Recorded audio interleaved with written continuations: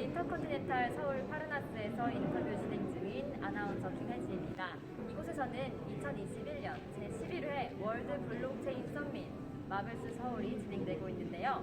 법무법인 린의 구태연 변호사님 모셨습니다. 안녕하세요. 네, 안녕하세요. 네, 간단한 자기소개 부탁드립니다. 저는 법무법인 린의 파트너 변호사이고요. 기술, 미디어, 그리고 통신, 정보부를 아우르는 TMT 팀, 줄여서 테크팀을 맡아서 운영하고 있습니다. 블록체인도 저희 팀의 주요 업무 분야 중 하나이고요. 한편 이들이 기업으로서 성장할 수 있도록 돕는 다양한 법률 서비스를 제공하고 있습니다. 지난 3월 25일부터 특근법이 시행되었는데요. 특근법에 대해 간단히 설명 부탁드릴게요. 네, 특근법은 특정 금융거래 정보의 보고 등에 관한 법률을 줄여서 소위 특근법이라고 부르고 있습니다. 특근법이 개정 시행되면서 들어간 것이 바로 가상자산 사업자인데요. 가상자산 사업자는 정부에 신고를 해야 되고, 신고를 하지 않으면 처벌을 받습니다. 그럼 어떤 것을 신고해야 되느냐, 이를 이제 특근법이 정하고 있는데요. 가상자산의 매매 또는 중개 또는 보관, 그리고 지갑사업자, 이런 사업을 할 때에는 정부에 신고를 해야 됩니다. 하지만 구체적으로 내 사업이 신고 대상인지에 대해서 아직도 충분한 설명이 없어서 사업자 간에 많은 어려움이 있는데요. 아마도 조만간 정부가 자세한 해설을 다시 내놓을 것으로 기대하고 있습니다. 네, 이 특근법이 시행되면서 기존 사업자는 법 시행 6개월 이내인 9월 24일까지 신고를 끝마쳐야 합니다.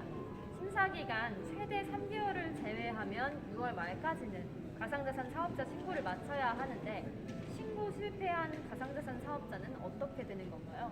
9월 24일까지 신고를 하면 되는데요.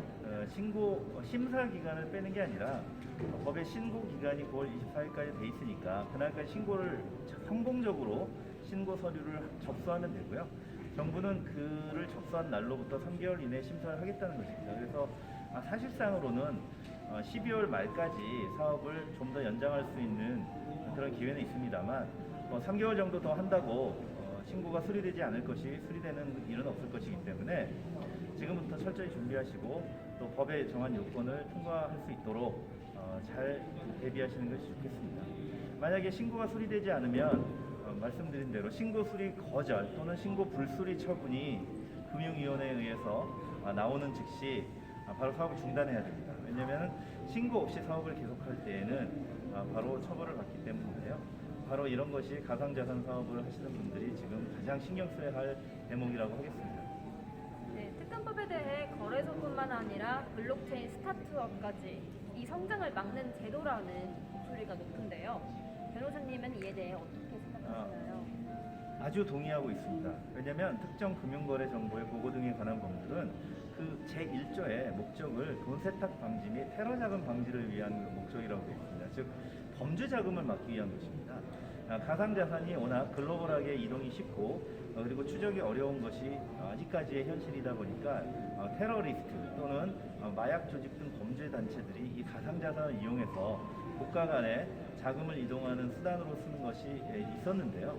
이를 방지하기 위해서 G20 국가 간에 마련된 FATF라는 기구에서 바로 이와 같은 가이드라인을 주고 각 나라가 입법을 하게 한 것입니다. 그런데 빈대 잡다 초가상관 태운다 또는 고래 싸움에 새우등 터진다고 가상자산 사업을 하는 분들이 모두 테러리스트나 범죄단체가 아니잖아요. 그런 분들은 우리나라에 아니라 해외에 있습니다. 또 우리나라에도 만약에 도박 사이트를 운영한다거나 마약을 거래하는 분들이 있죠. 근데 그런 분들을 잘 골라내서 소위 말하는 핀셋 처방으로 처벌할 수 있는 방안은 많이 있는데요.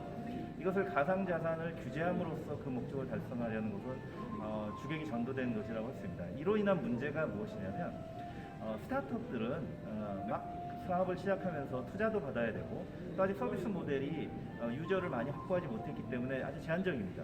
그러면 이들이 성장해가지고 10만 유저, 100만 유저로 가려면 아직도 세월이 먼데 무엇부터 시작해야 되냐면 그 BM 모델이 가상자산 사업이라고 해서 정부에 신고부터 해야 되는 겁니다. 근데 정부의 신고는 스타트업은 아무래도 여러 가지로 취약하잖아요.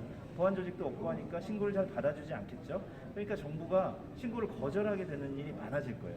그럼 내가 블록체인 산업을 하고 싶어도, 사업을 하고 싶어도 정부의 신고 수리가 되지 않아서 사업을 아예 시작도 못하는 또는 신고 접수할 엄두도 못 내는 이런 기업들은 아예 시작도 못하고 당연히 투자자들은 투자를 안 해줄 거고, 즉 선순환이 아니라 악순환에 빠지게 되는 겁니다.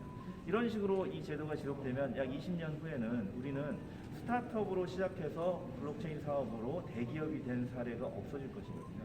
그래서 바로 블록체인 스타트업에게는 거의 절망과도 같은 제도라고 하겠습니다. 자세한 설명 감사합니다, 변호사님. 네, 감사합니다.